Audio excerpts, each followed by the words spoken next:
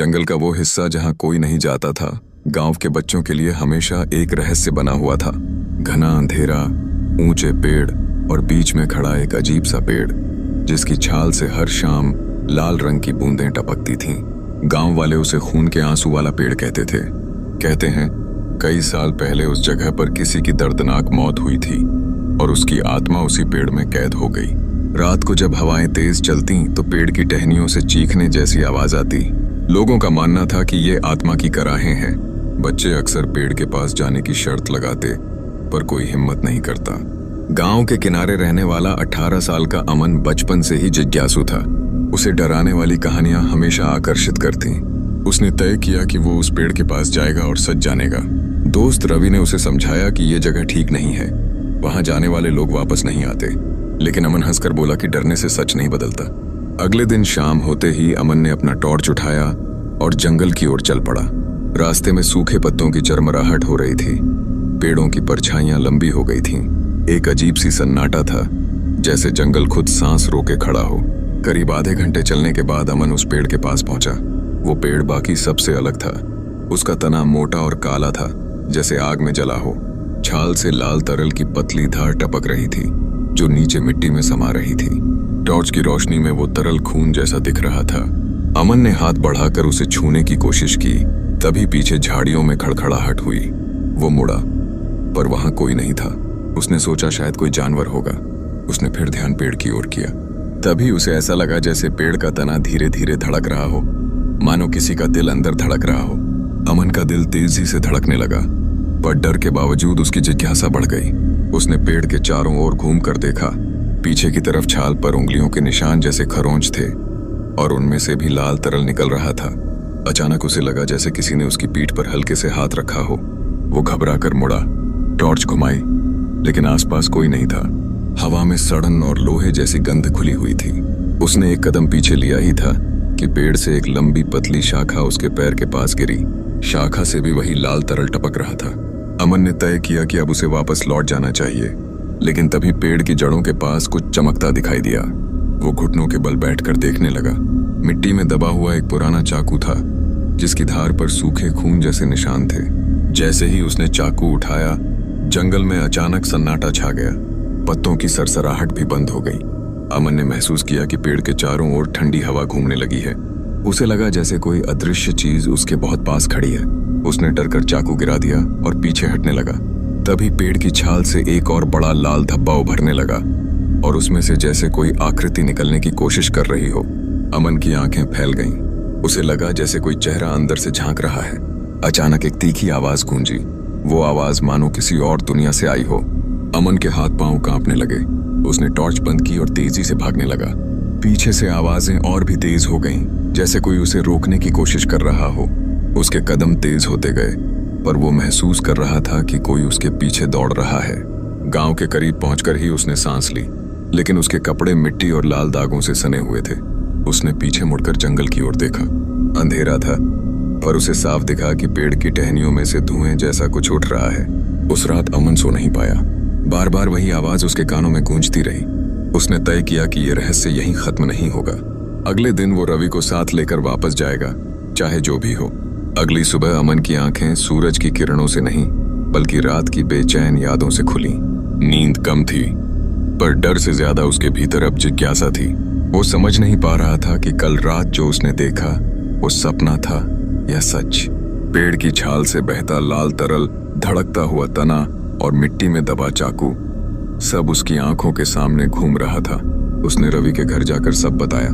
रवि ने पहले तो हंसकर टालने की कोशिश की, लेकिन अमन की आंखों में डर और सच्चाई देखकर उसका चेहरा भी गंभीर हो गया।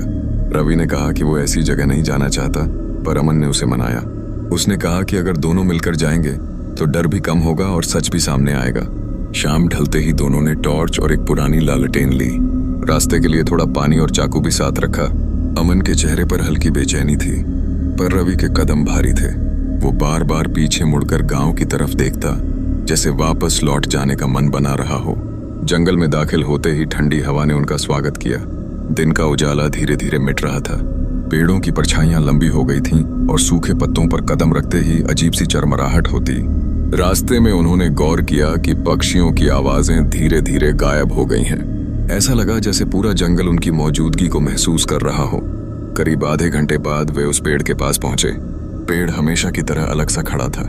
उसकी छाल पर वही गहरे निशान थे और उनसे लाल तरल टपक रहा था। जमीन पर उस तरल के धब्बे ताजा लग रहे थे, मानो किसी ने अभी अभी छेदा हो। रवि ने डरकर कहा कि यह खून नहीं हो सकता, शायद कोई रस हो। पर जैसे ही उसने हाथ बढ़ाकर उसे छूने की कोशिश की, बूंद ने उसकी उंगली को छुआ और हल्की गर्मी का एहसास हुआ। रवि ने चौंक कर हाथ पीछे खींच लिया।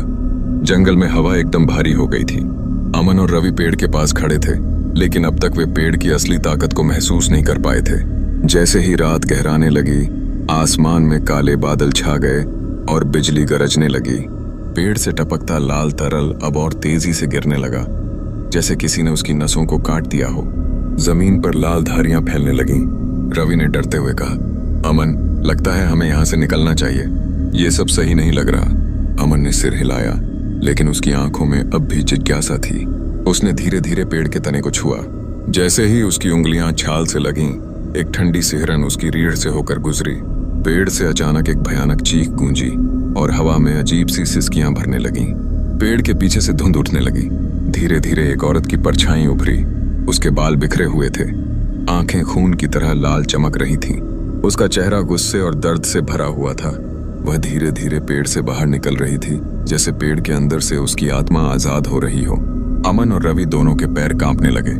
रुक्मणी की आत्मा ने हाथ फैलाया और भारी आवाज में कहा, तुम लोगों ने मेरी नींद क्यों तोड़ी? मैं इस पेड़ में सालों से बंद थी, अपने दर्द में जल रही थी। अब तुमने मुझे जगा दिया है। अचानक एक जोरदार हवा का झोंका आया और रुक्मणी ने गुस्से में चीख मारी। रवि घबराकर पीछे हटने लगा, लेकिन उसके पैर जमीन में जैसे धंस गए थे। उसने जोर से अमन को पुकारा, अमन कुछ करो। मैं हिल नहीं पा रहा। रुक्मणी की आत्मा ने एकाएक रवि की तरफ हाथ बढ़ाया। उसके हाथ से एक लाल धुंध निकली और रवि की तरफ लपकी। रवि का चेहरा डर से सफेद पड़ गया। उसकी आंखें चौड़ी हो गईं और शरीर ढीला पड़ने लगा। अमन ने उसे खींचने की कोशिश की, लेकिन उसकी पकड़ फिसल गई। रुक्मणी की आवाज गूंज उठी, जिसने मेरी जान ली, उसने मुझे धोखा दिया। मैं हर उस इंसान को सजा दूंगी जो मेरी सच्चाई को बिना इजाजत छूने आएगा। रवि अचानक चीखते हुए जमीन पर गिर पड़ा। उसकी सांसें भारी हो गईं। अमन ने उसे अपनी गोद में लिया। रवि की आंखें धीरे धीरे बंद होने लगीं। उसने अमन से कहा, भाग जा, ये हमें छोड़ने वाली नहीं है। और फिर उसकी आवाज थम गई। अमन की आंखों में आंसू आ गए। उसने डर और गुस्से के बीच कहा, तुमने ऐसा क्यों किया? हम तो सिर्फ तुम्हारी कहानी जानने आए थे। रुक्मणी की आत्मा ने एक ठंडी हंसी हंसी। उसकी आंखों से खून की धार बहने लगी। उसने कहा, दर्द को छेड़ोगे तो उसकी कीमत चुकानी पड़ेगी। अचानक पेड़ के ऊपर से बड़ी बड़ी टहनियां टूटकर नीचे गिरने लगीं। जमीन हिलने लगी, जैसे कोई अनदेखी ताकत गुस्से में सब कुछ खत्म कर देना चाहती हो। अमन ने रवि के शरीर को एक तरफ खींचा और खुद को बचाने की कोशिश की, लेकिन पेड़ के चारों ओर एक लाल धुंध फैलने लगी, जो उसे अंदर खींचने की कोशिश कर रही थी। रुक्मणी की परछाई अब और करीब आ गई। उसके चेहरे पर गुस्से के साथ साथ दर्द की झलक भी थी। उसने धीमी आवाज में कहा, तुमने मुझे जगाकर बहुत बड़ी गलती की है। अब तुम भी इस पेड़ का हिस्सा बनोगे। अमन का दिल जोरों से धड़कने लगा। उसने चारों तरफ देखा, लेकिन बाहर निकलने का कोई रास्ता नहीं था। जंगल में सिर्फ हवा की सिसकियां, रुक्मणी की भारी सांसें और खून की बूंदों की आवाज थी। अमन समझ गया कि अगर उसने अभी कुछ नहीं किया तो रवि की तरह उसकी भी जान चली जाएगी। उसने गहरी सांस ली और धीरे धीरे अपने डर को दबाने की कोशिश की। उसकी आंखों में अब जिज्ञासा की जगह बचने का संकल्प था। पेड़ के पास खड़ा अमन धीरे धीरे आगे बढ़ा, जबकि रुक्मणी की आत्मा उसे घूर रही थी। वह गुस्से से कांप रही थी, लेकिन उसकी आंखों में छुपा दर्द अमन ने पहली बार देखा। उसने तय किया कि उसे इस गुस्से के पीछे की सच्चाई जाननी होगी, वरना यह पेड़ और रुक्मणी का श्राप हमेशा लोगों की जान लेता रहेगा। पेड़ के चारों तरफ फैली लाल धुंध अब और भी गाढ़ी हो चुकी थी। अमन का दिल तेजी से धड़क रहा था, लेकिन उसने तय कर लिया कि अगर उसे बचना है तो रुक्मणी के दर्द को समझना होगा। उसने पेड़ की जड़ों के पास पड़ी सूखी पत्तियों को हटाया। नीचे की मिट्टी में कुछ चमकता हुआ दिखा। उसने हाथ डालकर उस वस्तु को बाहर निकाला। वह एक पुरानी लोहे की चूड़ी थी, जिस पर सूखे खून के धब्बे जमे थे। अमन ने उसे उठाकर रुक्मणी की तरफ देखा। आत्मा की आंखों की चमक थोड़ी धीमी हो गई, जैसे वह किसी पुराने दर्द को महसूस कर रही हो। अमन ने साहस जुटाकर कहा, रुक्मणी, क्या ये तुम्हारी है? तुम किससे बदला चाहती हो? रुक्मणी का चेहरा अचानक बदल गया। उसके गुस्से में दर्द की परत झलकने लगी। वह धीरे धीरे बोलने लगी, मैं गांव की सबसे खुशहाल लड़की थी। मेरी शादी एक ऐसे इंसान से होने वाली थी जिसे मैं दिल से चाहती थी, लेकिन मेरे अपने ही लोगों ने मेरे भरोसे को तोड़ दिया। शादी से ठीक एक रात पहले मेरे चाचा ने मुझे बहलाकर इस जंगल में बुलाया। उन्होंने मुझे इस पेड़ से बांधा, मेरी सांसें रोक दी और मेरे शरीर को यहीं दफना दिया। अमन ने महसूस किया कि पेड़ का हर तना, हर पत्ता उस दर्द की गवाही दे रहा है। लाल तरल खून नहीं, बल्कि रुक्मणी की यादों का घुला हुआ दर्द था जो सालों से बह रहा था। रुक्मणी ने आगे कहा, मैं चाहती थी कोई मेरी सच्चाई जाने, लेकिन जब भी कोई पेड़ के पास आया मेरा गुस्सा मुझ पर हावी हो गया। मैंने उन्हें चोट पहुंचाई क्योंकि मैं डर और दर्द में जी रही थी। अमन ने गहरी सांस ली और कहा, अगर मैं तुम्हारी आत्मा को शांति दिला दूं तो क्या तुम हमें छोड़ दोगी? रवि की जान जा चुकी है, लेकिन और किसी को नुकसान मत पहुंचाओ। रुक्मणी की आंखों से आंसू बहने लगे।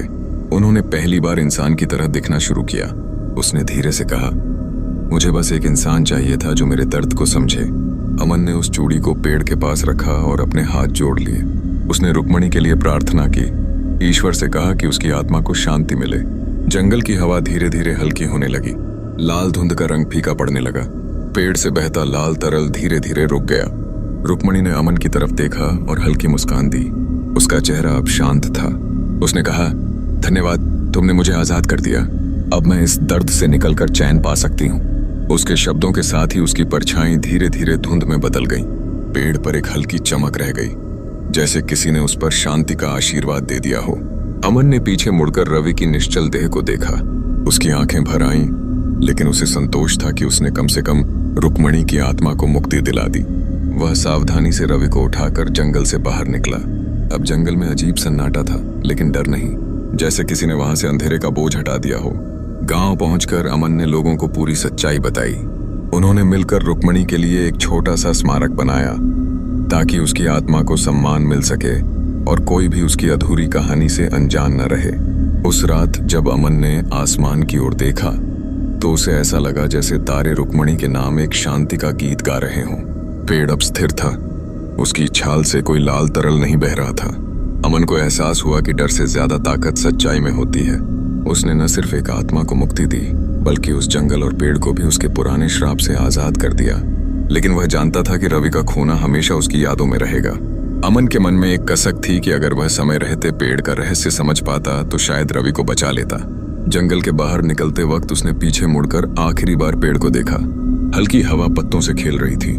ऐसा लग रहा था जैसे रुक्मणी कह रही हो, अब मैं चैन से सो सकती हूँ। खून के आंसू वाला पेड़ अब सिर्फ एक कहानी बनकर रह गया था, लेकिन उसके भीतर छुपा दर्द और अमन की हिम्मत हमेशा लोगों को याद दिलाती रहेगी कि सच्चाई का सामना करना ही असली बहादुरी है।